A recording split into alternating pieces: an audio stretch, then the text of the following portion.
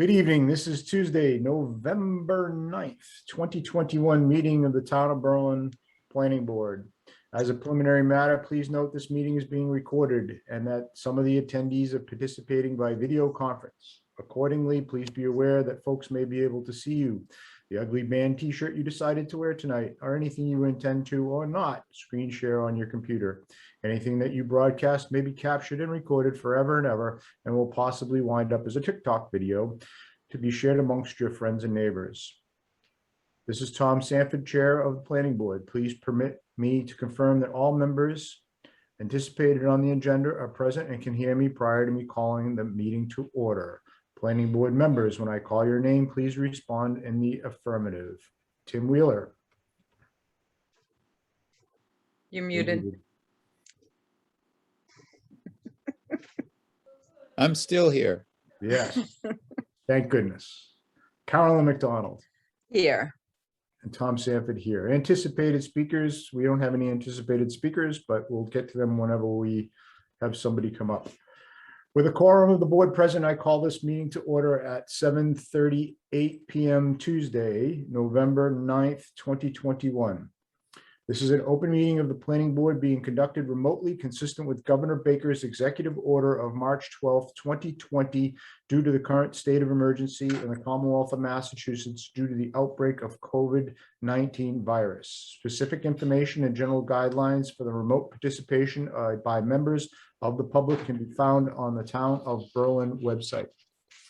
The governor's order suspends the requirement of the open meeting law to have all meetings in a publicly accessible physical location and allows and encourages us to participate remotely. For this meeting, the planning board is convening using the Zoom platform as posted on the agenda, which includes links for the public to join this meeting.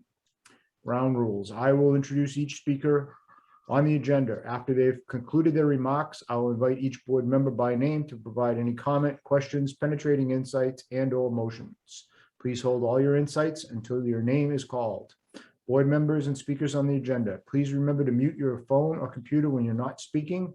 Speak clearly to ensure accurate minutes are recorded. For any response, please wait until you're yielded to the floor to state your name before speaking. If board members wish to engage in conversation with one another, please do so through me to avoid multiple conversations at the same time. Lastly, please note that each and every vote in this meeting will be conducted by roll call vote. Thank you all for your understanding and cooperation. Now on with the show. We don't have very much tonight. There was really no, there was some notices and stuff from surrounding towns, typical, our normal stuff that we just kind of read and chuck. I did send an email to the people on Gates Pond about having clarification on the A&R, and I didn't hear back. So I don't know. Whenever they're ready, I'm sure they'll contact us looking for what the heck's going on. So that's about all I have. Wow. No one else contacted us, unless Jay got some emails, but no one else contacted us for anything. I know.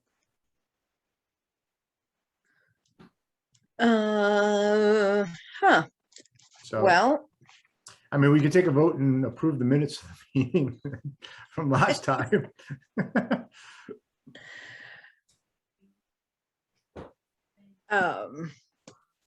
do we want to do that, or do we want to wait until the minute taker is here? Probably wait for the minute maker to be here, I think, maybe. He's got them done, I would imagine. Right. And like I said, the only other thing that would be is if anything was emailed to him, because he was cleaning out that old email. And we went through a lot of the stuff that was emailed last month and then the prior month. So October and September, we took care of a lot of that, and everything that was older than that, he kind of just chucked.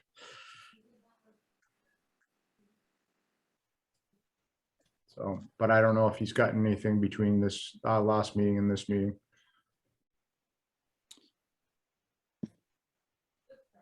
So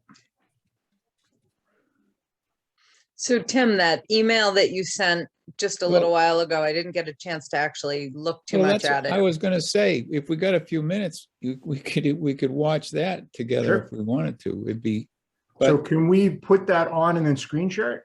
well, Absolutely. I would like to figure out how to screen share. So if All I. right, we're click gonna have the a green- lesson. So I've got my email opened to that email, Mhm. but I haven't opened the little movie clip. Mhm.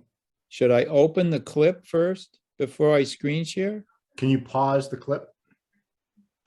Yeah, Okay, so if you open it and get it running and then pause it, then screen share and then, so, because Press I play. want to solve this mystery of why I can't figure this out. This is Okay. great. Okay, so I'm going to open this. Yep. Thinking about going solar, but not sure whether. And I it's get an worth it or ad. not. Well, Yep. Yeah. before you get We'll going, skip the ad. Oh, now we'll pause this. Yep. Yep. Then I go back to us Yep. and I say screen share Yep. and I get iPhone pad via cable, iPhone pad via AirPlay, whiteboard, desktop one, Safari unknown. So under where it says Safari unknown, do you see the screen, the picture? Like a little picture of, do you see the clip anywhere? In any of those screens? No, Hmm.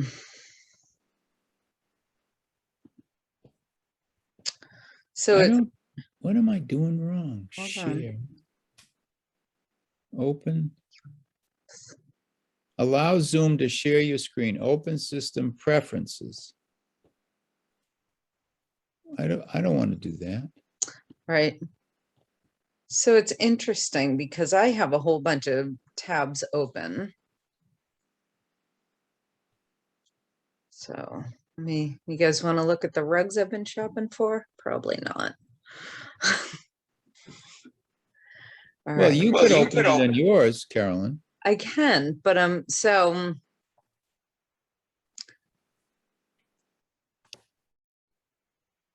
And then I'll still work on this somehow with, right. Well, so I'm doing the same thing. So I hit screen share.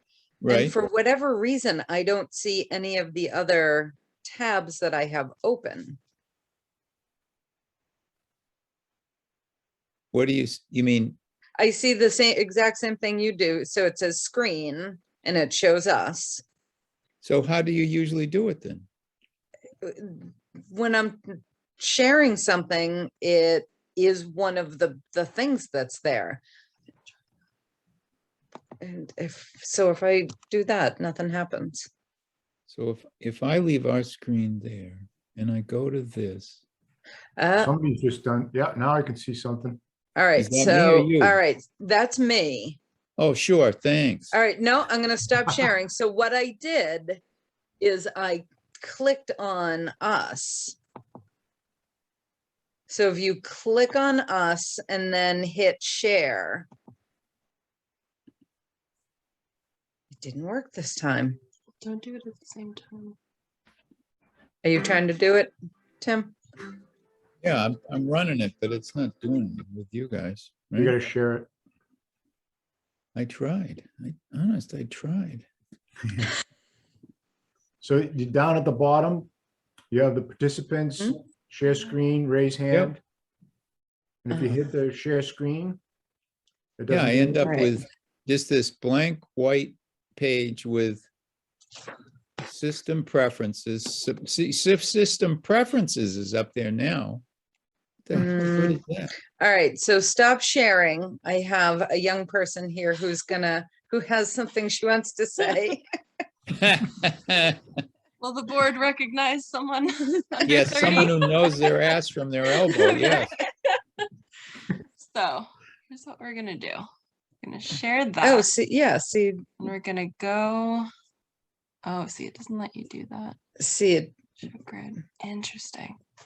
Okay, I was gonna try to share it Okay.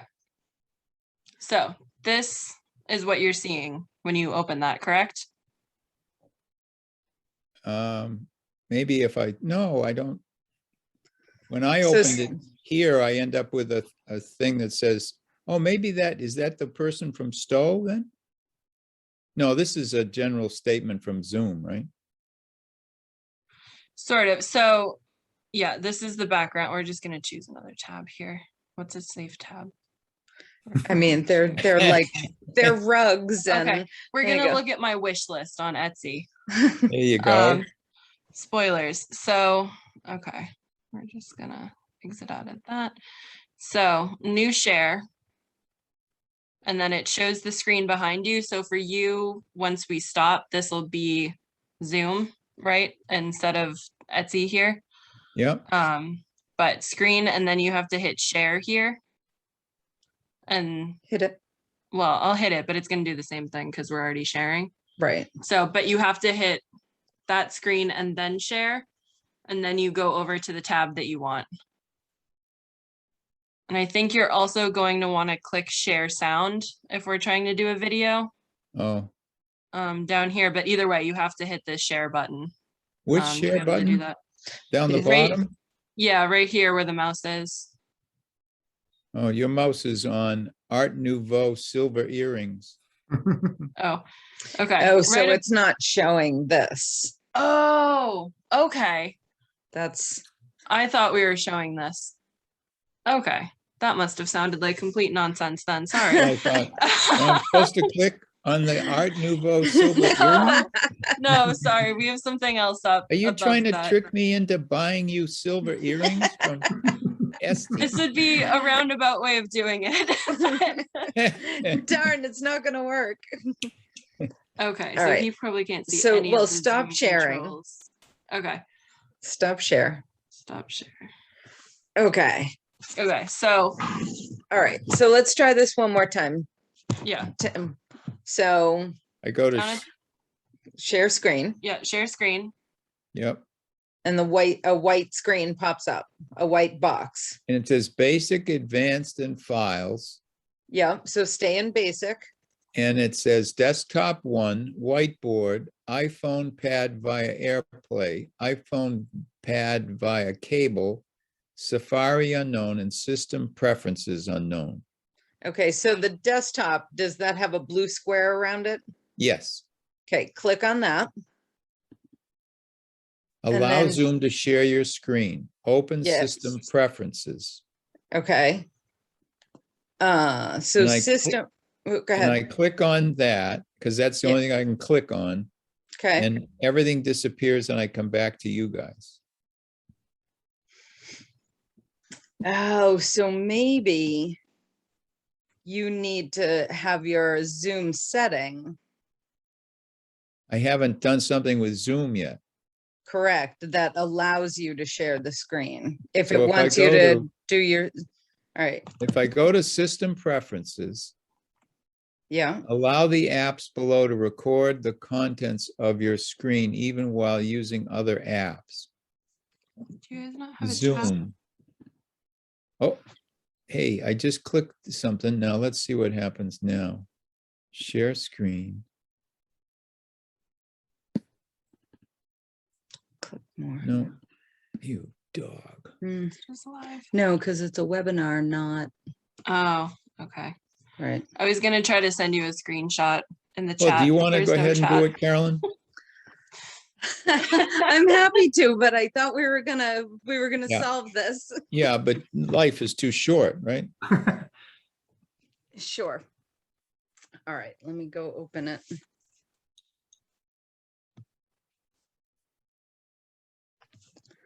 All right. Oops.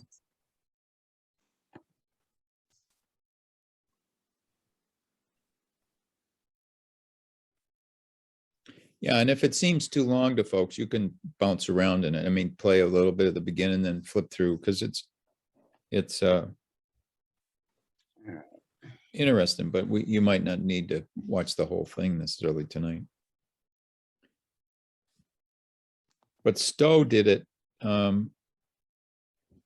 because they're trying to promote sustainable homes in their big project over there by one of the golf courses that's being developed. Yeah, that's over at Stowe Acres, right? Is Yeah, I it think Stowe so. Acres or Stowaway? Yeah, I'm not sure which one, but one of them, and it's hundreds and hundreds of houses Ugh, and apartments, I think, so. oh, painful. All right, are you ready? Yep. Oh, yeah, this is 42 minutes long. Yeah, I mean, after, when you feel like it, jump ahead.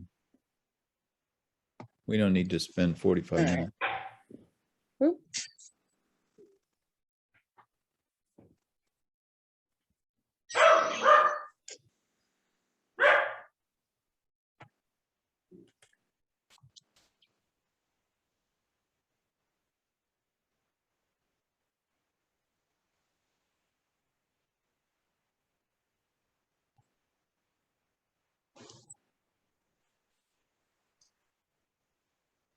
Can we hear the audio?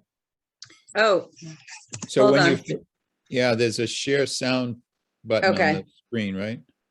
mm, there was, hold on 1 second. Sorry, I didn't realize you couldn't, I could hear it. You share.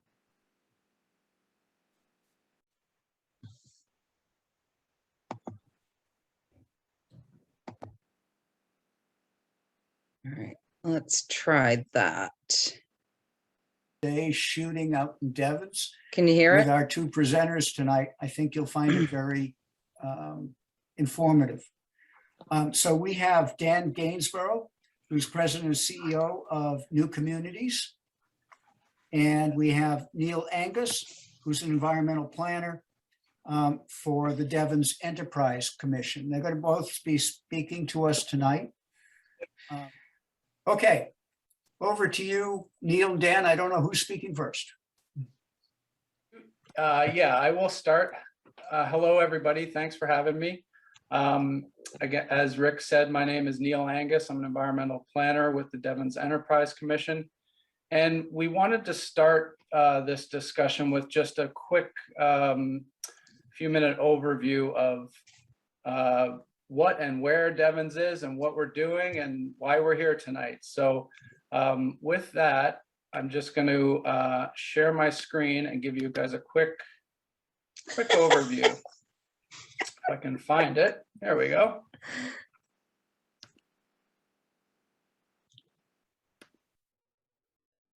You guys see that? Great. So for those of you who don't know, Devens is a former military base located about 35 miles outside of Boston, maybe around 10 to 15 miles from Stowe, just to the northwest. You can see here in the little map up in the corner, Stowe down here, and Devens up in this area. We are a former Superfund site, or an existing Superfund site, I should say. The military left us with a lot of brownfields, so a lot of contamination. But since the base closed in 1996, there has been a tremendous amount of cleanup. And that's allowed us to redevelop a lot of Devens. There's still some cleanup going on, but the majority of areas have been cleaned up to allow for redevelopment. And because of that history of past contamination in the Army activities, there was a real focus on the redevelopment of Devens as in a more sustainable manner. So not just looking at economic development, but social and equitable development and natural environment, preserving the natural environment as well. So today, it's a nice aerial shot of Devens looking, you see Vicksburg Square in the foreground, overlooking Rogers Field. It's the old Army Parade Grounds, which is now a big regional recreational field. And then you see some of the Devens businesses in the background there. We've got about 6.5 million square feet of development and quickly growing. If anybody has taken a drive through recently, there is a lot of activity going on. The real focus of Devens at the beginning, because the military was such a huge employer, the focus was on getting jobs back in the area. So to date, we've created over 6,000 jobs. Over 500 residents have moved in. We're really focusing on more residential development, which is the reason we're talking here tonight. But Devens is a master plan community. So, you know, a lot of the open space areas or natural resources were identified early on in the planning process. And we planned the development around those natural resources. So the Nashua River is our, runs through Devens. Large corridor of that is protected open space. We have a series of recreational trails, a series of educational institutions, some social services, a women's shelter. We have a food pantry. So some of those social services. So like I said, not just focusing on economic development, but also looking at social and environmental issues for that fully sustainable approach to redevelopment. So to date, you know, like I said, we've brought back a lot of jobs. We've got some educational institutions. We've got lots of open space. But what about living? We want to, you know, can't have a sustainable community without having some places for people to live as well, right? So Devens has some existing housing, an existing housing stock. We redeveloped some of the existing military housing. The picture you see on the bottom here is Almond Street. Some of the bungalows that were repurposed, or what we call adaptive reuse of existing housing.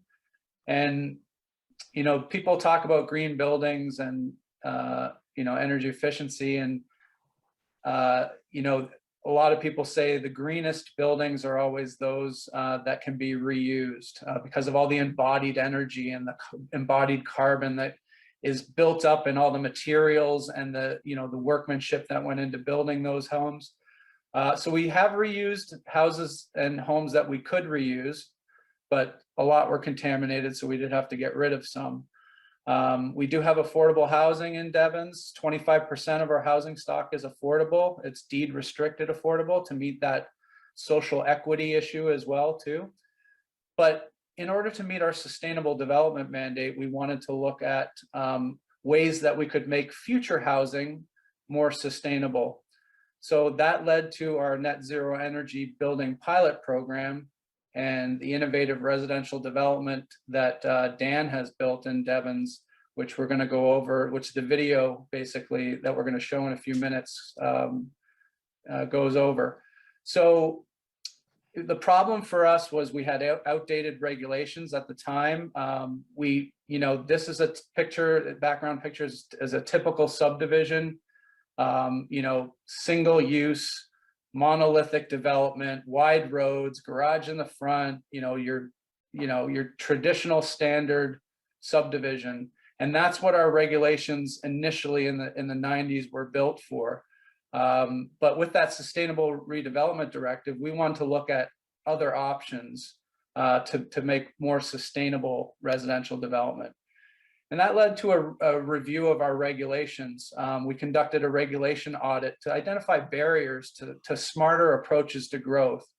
So that identified opportunities for cluster development, so more compact development to preserve more open space. That results in reduced infrastructure needs and reduced infrastructure costs. And we did, you know, we looked at those opportunities and looked for ways to incentivize developers. And it was a trade-off. If we gave them cluster development or allowed for cluster development, they allow a little more we allow a little more density. In exchange, they would give us more energy efficient and water efficient development. So it's kind of the carrot stick approach. We're trying to incentivize this stuff. So what we looked at doing was this pilot project back in 2011 to showcase how builders and developers could actually build net zero energy homes for little or no cost above traditional homes. And that would help us not only further Devens' sustainability goals, but also the state's sustainability goals, which they're looking at net zero energy by 2030.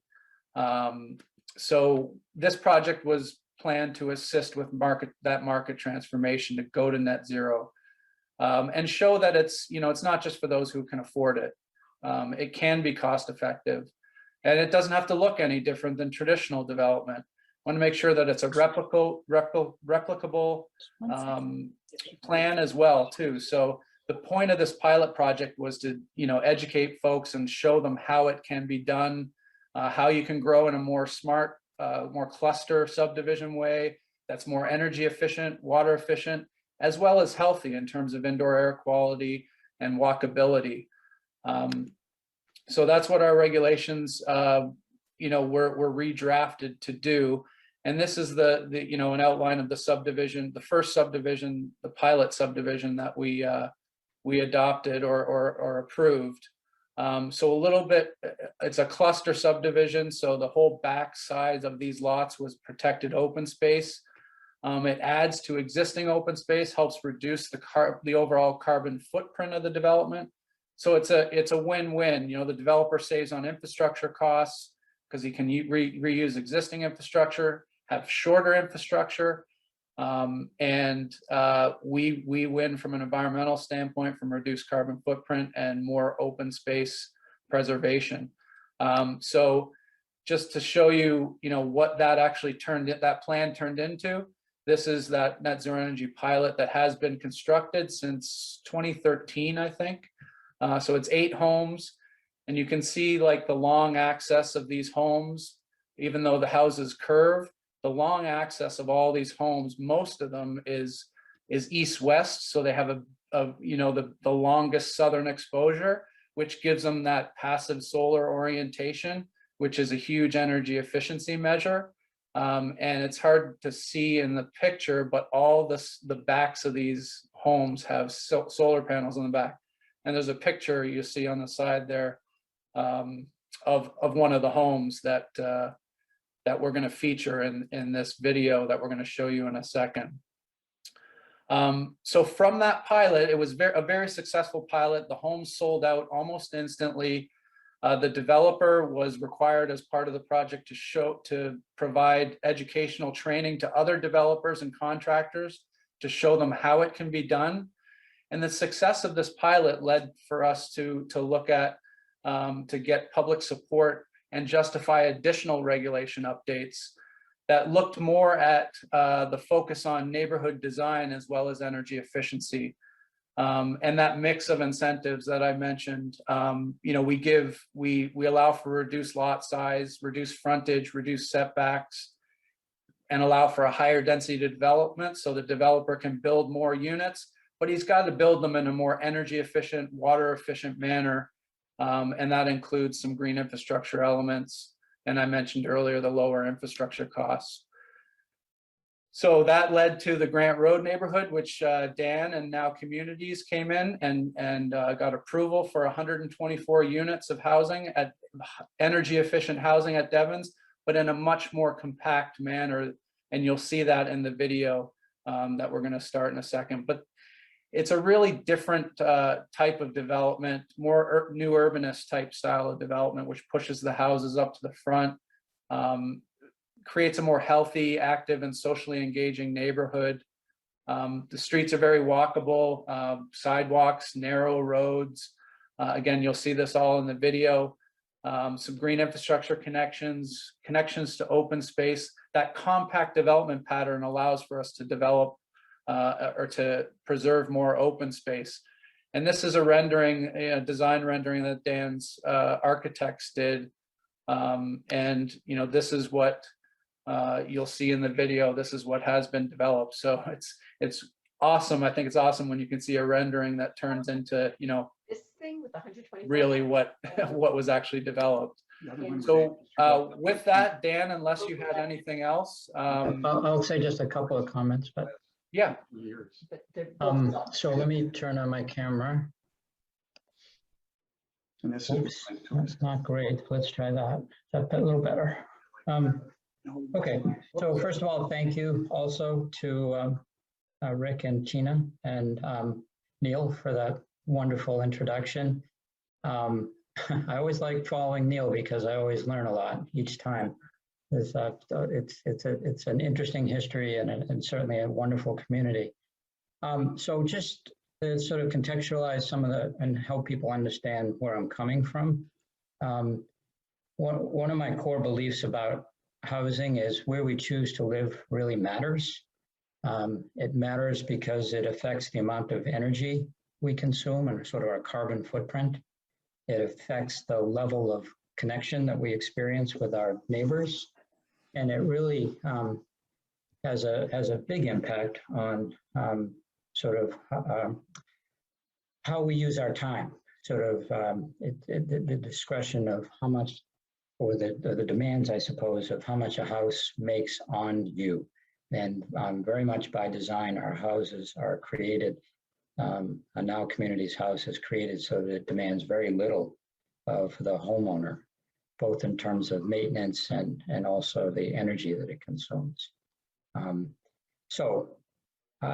The net result of that is that it really impacts the sort of quality of life that our residents experience. And I hope that that will be apparent in the video you're about to see, and happy to answer any questions that folks may have.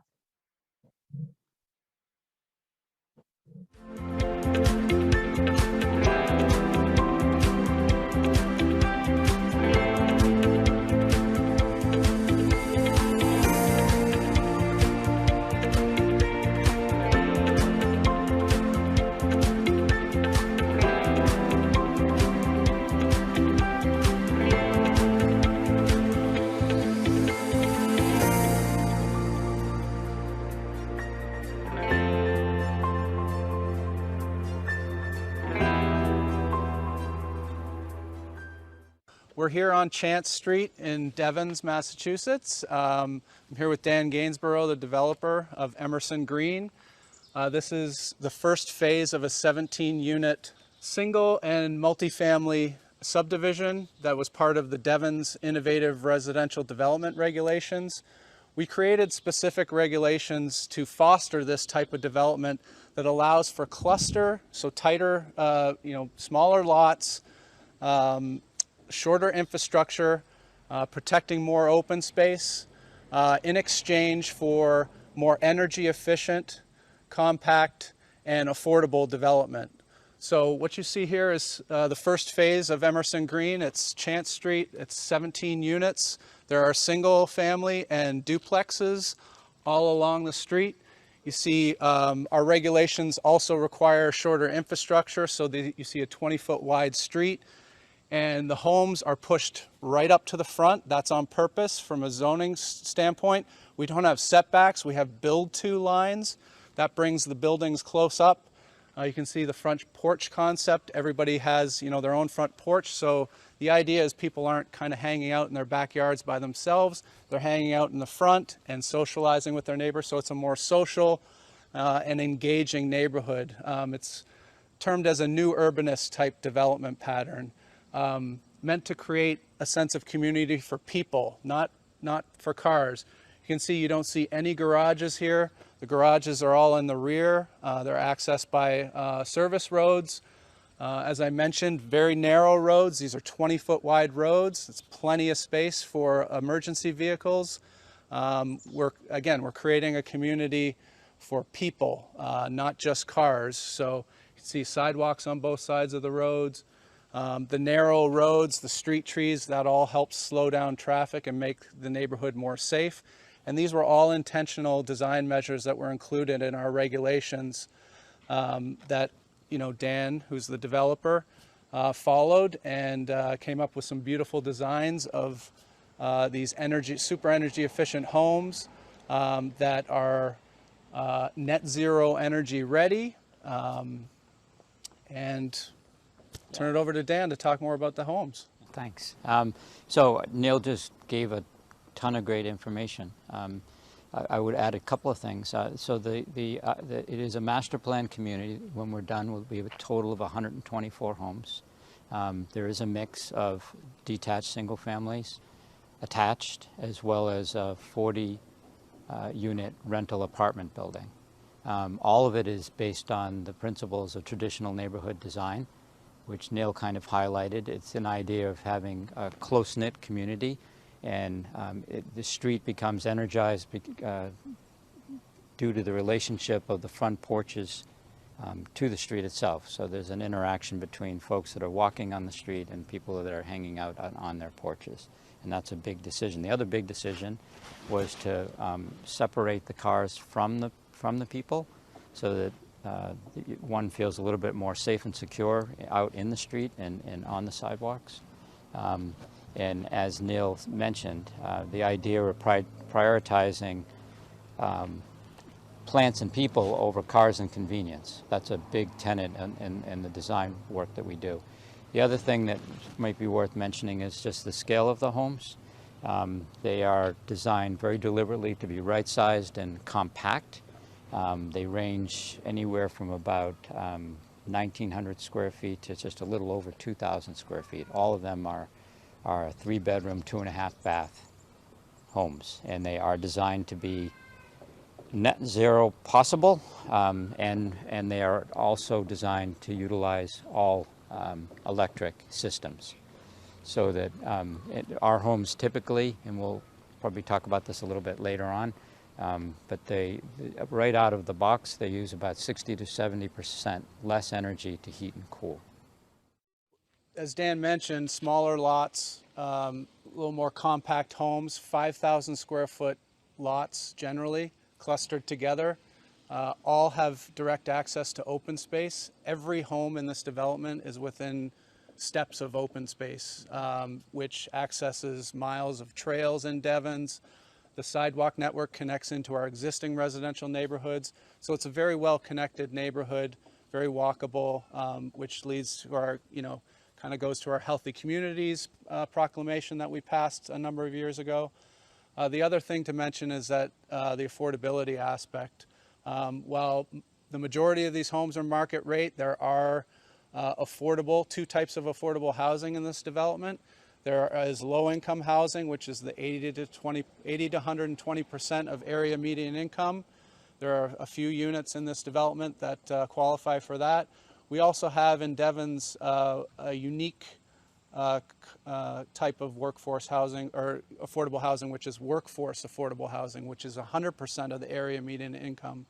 And why we have that is because Devens already has almost 25% of our existing housing stock is already low to moderate income. So we wanted to create another income area for the workforce or affordable workforce housing, which is at 100% of area median income. So just another thought that an important element is that when the decision to separate the cars and the people, there's also another wonderful benefit, which is it gets people out and walking in the neighborhood so that there's much more social interaction. It's a very big part of our communities, is both the walkable element, but perhaps even more important, and certainly a byproduct of that decision, is the connectivity. So your opportunity to interact with your neighbors and get to know them. And we even do some things as simple but as powerful as having a centralized mail station that because we all pretty much go out and get our mail once a day, and that's a great opportunity for people to meet one another on an informal basis and get to know them. In fact, in one of our other projects, one of our residents commented that they met more of their neighbors in the first 10 minutes of living in our community than they did in living in their previous community for 10 years. So it's a pretty powerful idea. So here's one of our typical homes. And before we take a look inside, I just want to give you a little bit of rundown on the big ideas of our homes, both in terms of the design and then the work that we do on the energy efficiency piece. In terms of the design, all of our homes are designed to accomplish what we call right sizing. And we utilize the principles of not so big, which basically employs these ideas of having rooms serve multiple purposes and having large windows and tall ceilings. And the net result of it is that the homes essentially live much larger than they measure, which is a good thing both in terms of energy efficiency and the cost of maintaining the buildings. So in terms of the building envelope, and the investment that we make there has to do with concentrating on trying to, two things, employ all electric systems and really drive the energy loads, both for heating and cooling, but also plugs, lights, and appliances to minimal. In terms of the goal of utilizing an all-electric system, and really to be able to take advantage of the efficiencies of a heat pump, an air-sourced heat pump system, it's really important that the building load in terms of heating and cooling is driven down. And so the way we accomplish that is twofold. One, we make sure that the building envelope itself is extremely tight and does not leak out the investment that you've made in heating and cooling. And so we pay attention to all of the details associated with the building, from the foundation, underneath the foundation, all the way up through the roof and then back down again. And so, in fact, if you were to cut a section through the house, you could literally draw a line with your pencil, a continuous line from underneath the slab all the way up over the roof and then back down again. And that's where we're paying attention to. And every time we cut in a window or a door, we make sure that the windows in that opening is properly sealed, so that you're not getting the normal leaking and radiation cooling that you feel with a typical building.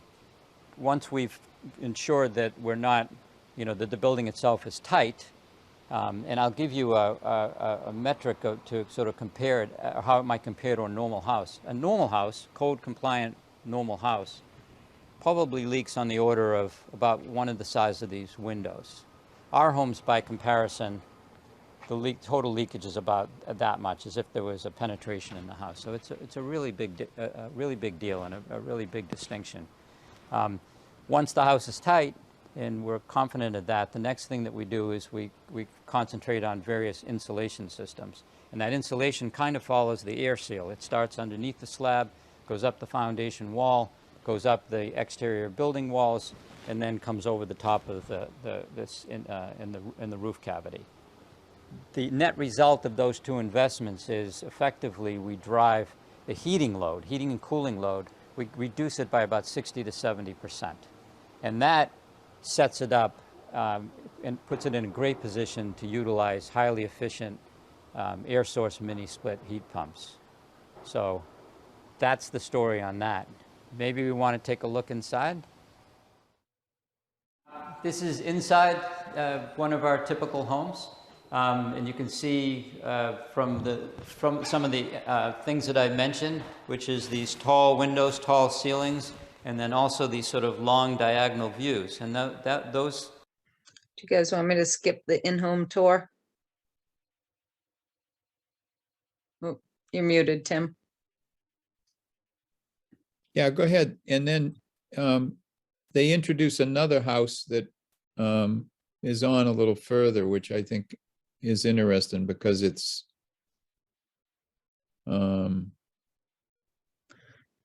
mean, the energy efficiency is cool and all that, but it's not really what we're watching this for. No.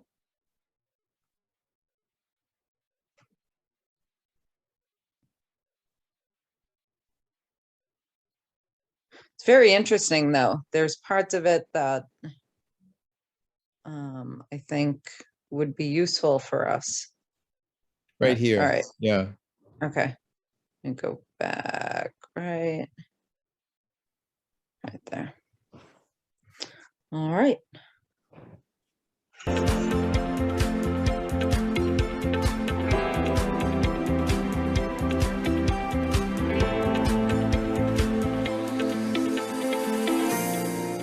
So we're here at, this is an 8-lot single-family subdivision, a little bit different than what we just saw at Emerson Green. These are 15,000 square foot lots. The rear portions of the lots, 7,000 square feet of the rear portions of the lots are permanently protected open space, and we'll take a look at that later. but that was a cluster subdivision, so we allowed these houses to be built a little closer, a little tighter together in exchange for building more energy efficient homes using many of the energy efficient design measures that we talked about in the last housing project at Emerson Green. But this house uses double wall construction to have a full continuous barrier of insulation, which reduces the thermal bridging and makes it super energy efficient. So these homes are actually, they were required to be a HERS rating of at least 60. HERS stands for Home Energy Rating Scale. So a home built to traditional code scores about 100 on a HERS rating scale. And the lower the number, the more efficient the home. So the homes we saw at Emerson Green were around in the HERS rating of 40, so 60% more efficient than a traditionally built home. This home here is a HERS rating of around -28, which means this house produces more energy than it consumes over a given year. And that's because of a number of factors, but one, that double wall construction makes it super well insulated. Number two, the solar panels are making up for all the energy that the house uses and more, so it's feeding back energy to the grid. 78 solar panels, and I think it had a HERS rating of, like I said, -28. Because it's so well insulated, it just has a couple of Mitsubishi Mr. Slim ductless mini splits. Two? Three. But you only really use two, right? Yeah. So it's very super energy efficient. Very well insulated from sound. When you're inside, you don't hear anything outside unless the windows are open. Has the heat recovery ventilators that, maximize the energy efficiency of the indoor air that's already conditioned. That stale air is exhausted, and as the new fresh air comes in, the heat or cool exchanges. The energy used to heat or cool the inside air exchanges to that incoming air, so it makes it much more efficient. From a stormwater management perspective, smaller lots, like I said, that's 7,000 square foot of developable area. The other 7,000 to 8,000 square feet of the lot is permanently protected open space. But low impact development techniques, no gutters on the house.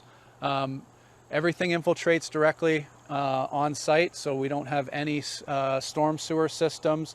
The front of the house, you can see the plantings there in a depressed area. That's a small rain garden that takes all the runoff from the driveway.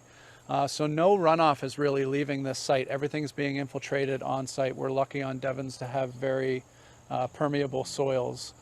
All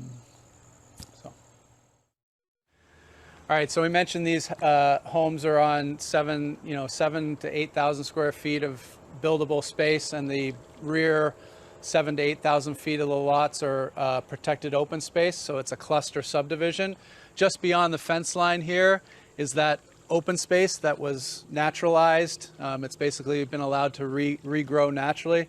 This is an old Army residential neighborhood, so we're reusing an existing neighborhood.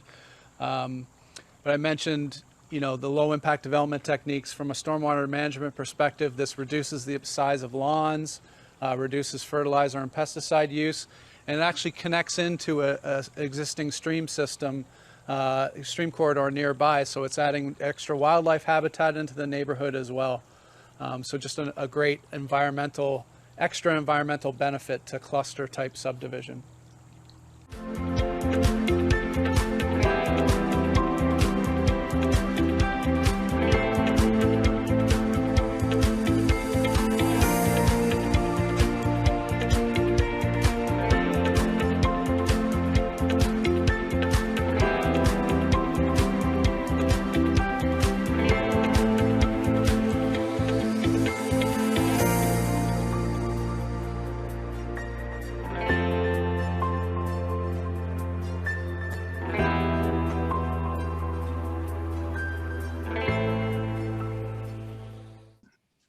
Well, thank you all for joining us tonight. It was a great turnout, I think, and more to view on Stove TV. So thank you all for coming again.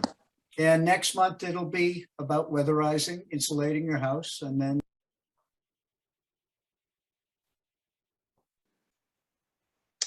Well, so that was very interesting. Well, that second project, you know, where the scale of the house is smaller, footprints are smaller. You know, you begin to wonder about that possibly as a project for the River Run site where the water and sewage are already available. I think that's the limiting That's the factor. I mean, key. I suspect they've got water and sewage for this whole project, so Yeah. cost is dramatically reduced. So we can't do that unless we pick up an opportunity like that River Run site, which you know, you begin to wonder about the possibility of encroaching over onto Worcester Sands back parcel that is zoned residential. I think some of it is anyway. That's up above the gravelled out piece, just to increase the acreage a little bit and Yeah, so there was some interest from someone on Worcester Sand. I haven't heard anything in a while, have you? no, because Cavicchio was looking at it and Yeah. wanted to do, you know, a growing facility there. I mean, he containered production, you know, a big flat surface, be able to irrigate, you know, like you were concerned about the wetland on that corner, but I think his goal was to sort of direct by reshaping the landscape a little bit because it's already been maneuvered anyway. Right. So we could move water away from that wetland, so to protect that. But no, I haven't heard any more, and I don't know if that means he looked at the price and the numbers didn't cut it because the acreage wasn't what he needed or what. So Right. Yeah. Last I heard, he was gonna do some soils testing. Hmm. I don't know if he wants good drainage, if he doesn't want good drainage. Yeah, I'm not sure what he was looking for, but I haven't heard anything since then. yeah, I mean, I thought it would have been a reasonable use there just because limited number of vehicles, although, you know, like you heard and I heard too, I mean, people said folks in Sudbury Sudbury. aren't overjoyed about the way he sort of ignores environmental interests and sort of bulldozes through regulations and stuff. So you know, Right. he on the surface, you know, you'd say, well, it's green, you know, it's might work out pretty well, but if he's not a good neighbor, I mean, Right.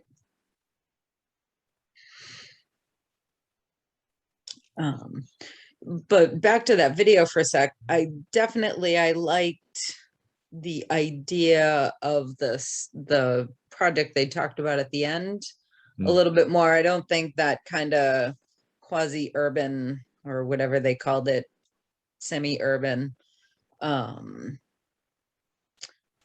model really fits Berlin, but that It would have, if we did it downtown. would be a different thing. Yeah. Yeah. Yep. because they were Um, talking about a density of what, 8 to 10 units per acre. Is that Yeah. what that slide said? Something like that. It was like shocking how How dense it was. Yeah. Yeah. Yeah. I And went that to- still might be denser than we would. I went to another workshop back in the summer and that Mass Housing put on, and they were talking about a density similar to that. And when you look at a picture of it, you think, well, that's not terrible. You know, I mean, it's tight, but Mhm. the cost of production drops dramatically, you know, and Right. I mean, because, well, like James says, I mean, if a house lot in Berlin is $175,000 to $200,000, if Right. you can build even 5 houses on that 2-acre parcel, that's a big savings right there. But even if you could build 2 houses on that parcel that's still density wise a little bit more in line with the rest of town, but it's twice as much, you know, it's twice as much.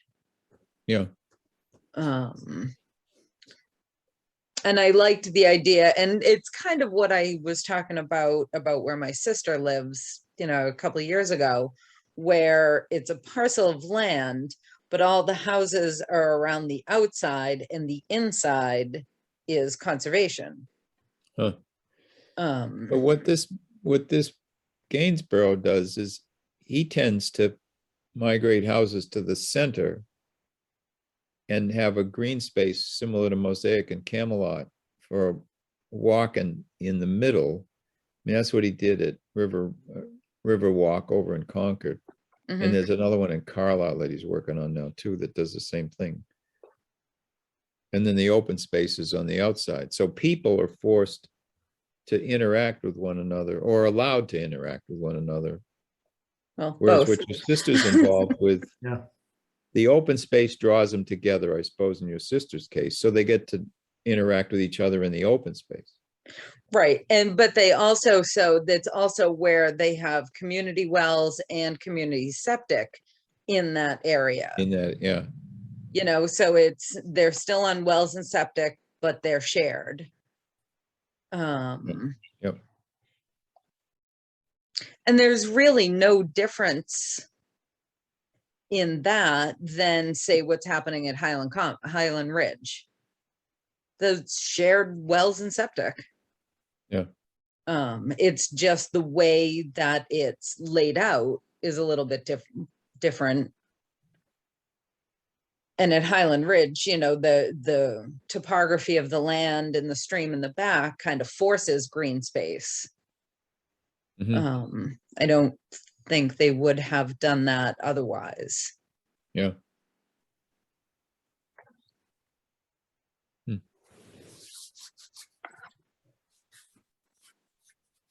But, you know, and you've said in the past, there's been resistance to so-called cluster development, allowing cluster development. Well, A, if we call it something different, and B, there's absolutely no difference than what we would like to see than what happens in a 66 unit subdivision. Other than we would like to see it aesthetically more pleasing. Right. But as far as it being a cluster of units with shared utilities, there's no difference. No, and I don't, for me, workforce housing still has an appeal to it that might strike a chord. I don't know how other people feel about that, but to me, it just, it talks about a blue collar attitude and a welcoming, you know, and like they said, their problem was they had an overwhelming amount of affordable, but they wanted to make sure that 100% of the median income group could find housing. And that was a struggle because they weren't getting the break that the group looking for the affordable units was getting. And they couldn't take up the cost of the market rate stuff that's traditionally being built. So. Absolutely. 100%. I think the workforce housing is exactly what Berlin needs. So how do you regulate that? Do you have a lottery and, you know, waiting list and stuff like that? Because I would think that until we got critical mass, the first couple of clusters, you're going to have more people looking for this than they will have units available. And what's your sense? That'll put demand will raise the price of those units because they aren't going to be controlled like an affordable unit. Correct. And when we talked to the woman at Riverwalk, she said her house, she bought it for 500,000. She said it's appraised at 800,000 now, which for Concord is quite reasonable. Right. And she was happy as a clam. I mean, she said, I've been here for 12 years. It's, you know, it's just a wonderful little place. I wonder to live. what deed restrictions she has on it. if any? I don't know. That's, it's one of this guy Gainsborough's the developer, and he's working on, well, the Devon site, he's working in Carlisle, he's working in Concord, so he's got multiple sites. It'd be interesting to, if it was something that we wanted to think more about, you might very well be able to entice him to come in and think about building on that River Run site if the town wanted to take up the option. Because then you've really got land costs that are zip, access to public water and access to sewage. I mean, to me, it's a no-brainer. It's an opportunity to experiment. The problem is replicating in other parts of town because you don't have those benefits You that don't we're have going those to pick up benefits, on this yep. site. Right. So Right, but is that a place where CPA funds could come in where the town puts that infrastructure in? I don't know if that's an allowable use for CPA funds, but the town with CPA affordable housing funds puts that infrastructure in, well, which allows the developer to keep the cost down. and if you couldn't do the infrastructure, you might do some other part of the project, which would offset enough so having to pay Right. extra for the infrastructure could be handled by the developer. Right. And as far as deed restrictions, I would imagine, I mean, I think incentivizing, crafting whether it's an overlay or whatever, crafting something that incentivizes a developer to want to do this, but that the developable size of the lot is restricted. So that's going to keep the footprint to a certain size. Mhm. And the maximum square foot of the building, square feet of the building is also restricted, which then keeps someone from adding on to this house to now make it, a 5,000 square foot house. Yeah. But I think that's probably how you would control that. How you control the sale of that's a whole other, the sale of those units. But I think maybe like Tom said, like a lottery or, in preference to Berlin residents. Yeah. I like his notion of a house living larger than its space or whatever. Yeah. Then it's measurements, I think is what he Yeah. said. Yeah, measurements. Yep. So, yeah, good things to think about. Definitely. Well, good. How do we gauge the appetite of others in town for that piece of property? Well, we've got to do Trish Settles sent me a draft of the for updating the housing production plan and the housing section of the zoning bylaw. Mhm. And I wrote back and said, I think her proposal was assuming that we needed a complete rewrite of the production plan. And the folks at Assabet Collaborative said, you're at 16% after the census, you'll be at still a high number above the 10. By rights, you really don't even need a production plan because you're already where you need to be. But we thought it would be reasonable to use it as an exercise to stimulate conversation about creating a housing trust. And but I think it also would be an opportunity through the public forums that you have to generate some questions and interest about this workforce housing thing. And then, keep throwing this notion of, do we want to exercise our option on the River Run piece and see what people say? I mean, that's a dialogue we can have because Central Mass is willing to, well, they're going to give us a proposal. We can look at it and decide, we'll take some housing partnership money and some of our master plan money. And if we think it's something that we want to pursue with them, then that would give us the forum, I think, to have those discussions and accomplish two things: the discussion about the housing trust, as well as this workforce housing thing and whether River runs the site stuff. So, Well, we ought to take the opportunity if there's, you know, an imbalance of what was promised by the guys at Riverbridge versus what they have. If we could pick up an extra piece of that, then Yeah. we might leverage that. And now is the time to do it instead Yep. of after the fact. And, you know, they get a little bit further along and start doing some stuff that they promised. They may Well, be and that's what- inclined. yeah, Margaret has been saying that there is an interest on the part of Riverbridge to turn over more land to the town than just the 50% that was buildable, I guess. So, I'm sure. and you know, this type of project would serve as a buffer between the 5 houses that are there on the cul-de-sac, on the common drive, I guess, right? Yeah, they all have frontage, but they're on a common drive. And Boundless, I don't know how compatible Boundless is with housing. You know, I haven't been up there. Jay has spent some time there. So it'd be interesting to see what he would think about housing that was in close proximity to Boundless. But what would the difference be with like Devon's, where you have acreage in the back that's common space, a common land? I mean, it's similar.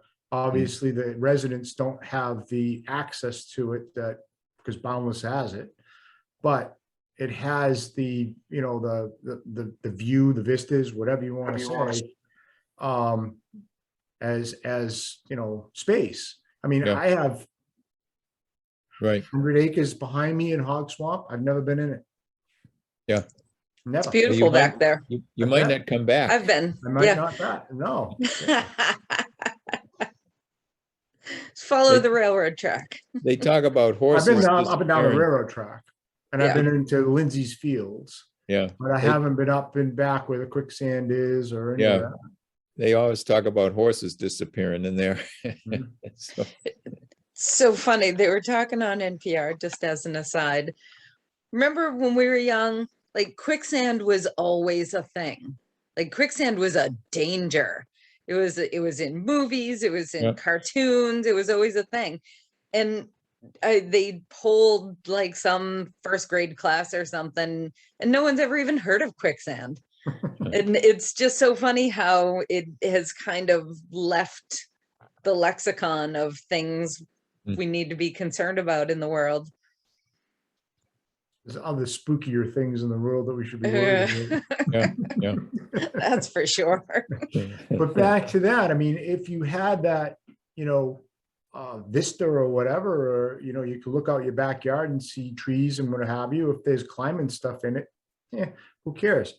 You know, you still, it's not like you're backed up to a highway or, you know, whatever. You know, it gives, like you said, it's a buffer, but I think it's workable. I think that putting that housing in there, if you know, shape it the right way, it could be something nice. Yeah. Especially workforce housing. I mean, it's definitely needed.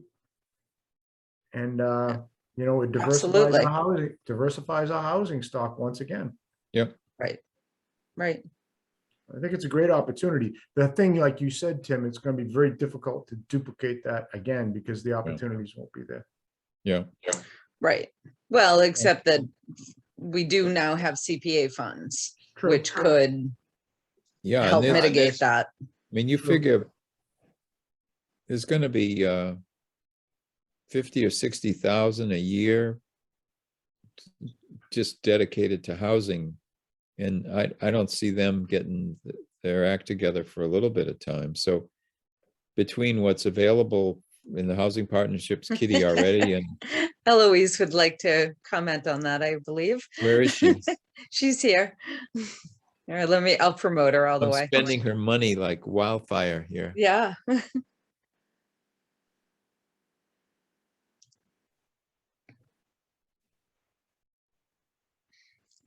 Good evening, Eloise. You're muted.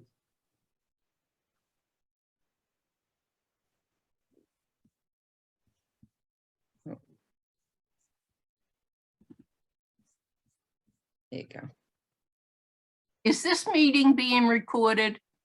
Uh-oh. It is. Well, then I'll ask Linda Nelson to chime in and watch it, particularly at this section. What is this marking? What is, oh, where are we in time? Yeah, time. Timestamp. About an hour and 10 minutes in. Oh, yeah. okay. Thank you.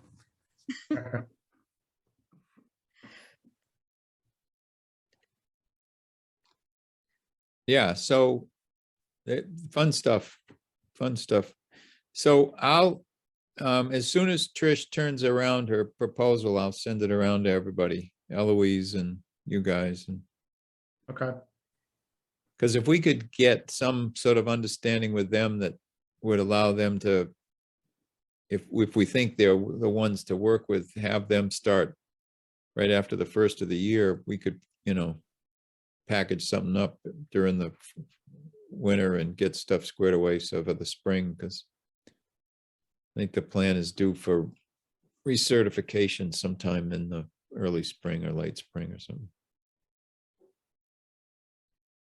And right, so as part of that plan, we want to add a section about workforce housing, Yeah, I would think so. And the trust issue. right? Berlin got, I was at a, which was it? Physical development, I guess, yeah, I'm the chair of the physical development committee at the commission, and we had a meeting last week where we were, the DLTA, the district local technical assistance money that we get each year is like 280,000 or something. So we were talking about redistributing some of that, but we had a presentation from one of the staff about the master plans that they're working on. And they said they really appreciated Berlin's approach to trying to divide up the master plan over multiple years, and that they've started to copy that and push it as a possibility for other towns. They don't push it as far as we do. I mean, I think they still look at a 2-year master plan cycle as reasonable, whereas I was trying to say, look, why do you want to do it in 2 years? Spread it out even more.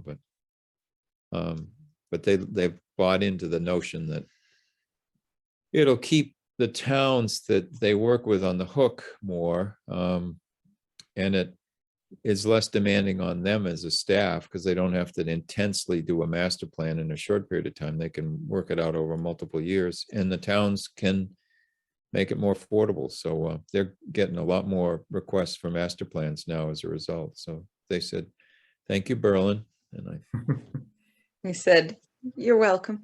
You're welcome. I moved But that it we does, adjourn. a Oh, second. I'm sorry. No, that's all right. We can, I was just gonna say, it also makes sense in that it keeps people thinking about the master plan all the Right. time, keeps it front and center. keeps it fresh Mhm. without that intense, that intense struggle to get it done. Well, then in our experience, you don't create a specialized master plan committee. You let the different committees that have responsibility for the different parts of the plan be the point committee. So like conservation works on their piece, but at the same time, we can deal with our land use section of the master plan. And then housing, like in this case, the housing partnership can take a lead, and then we can include the housing portion into our language. So it doesn't end up being a burden on one small group. It becomes the responsibility of all these different entities in town. So if we can keep that culture going, and And well, you know, like you've done multiple open space plans now, it gets easier every time, right? Right. We ought to amplify it either through our, you know, the annual town report or something like that. So people get a sense that, okay, they are paying money for it, but they are getting something for it, you know? Yeah. And Right. it's still a living, breathing document, even though it doesn't get mailed to people's houses or whatever. But we should play that up a little bit more, I think. We're gonna tweak the Center Village study one more time, and then that's gonna get sent around as a draft to everybody. And they call it a storyboard. Yeah. You know, it's one of those things where as you scroll at the image, you're probably familiar with them, the images change and stuff. So Yeah. they've done it that way. But what impressed me was the links that they keep pulling up. They said, you know, so it was a link to the open space plan, a link to the housing production plan, a link to the MVP plan, a link to, I mean, there were complete streets. I mean, there were all these different plans, the trails plan that was, and I thought, wow, there's a big package. And so this one storyboard links you to, you know, hundreds of pages of other documents that people can go to. So, and I think it may appeal to folks. They showed us they did it for one of the towns in the southern part of the county. That was the first one they'd done. And that was like a year ago when they showed it to us. And I said, boy, if you can do something like that for Berlin in one part of our project here, it would really, I think, appeal to folks because it's so readable, you know, and there's a lot of visual interest and stuff. So I'll send that around pretty quick too, because we'll be cleaning that up in the next week or two. Right. And it gives people easy access to information that they want. Yeah. But if they don't really care about it, then they move on to something else. So it doesn't Yeah. become onerous. Oh, here comes the train. That must mean it's time to adjourn. I will- You know, it used to be 3:30 in the afternoon. There's the train. Now it's 4 o'clock in the middle of the night. You know, it's right. A lot of times right now, sometime around 9, but they come through a lot. Huh. And in the night, you know, so. All right, kids. Should we make it official? Yeah. Sure. All right, we got a motion and a second to close the hearing or meeting at 8:55. When I call your name, please vote. Carolyn McDonald, Aye. Timothy Wheeler, Aye. and Tom Sanford, aye.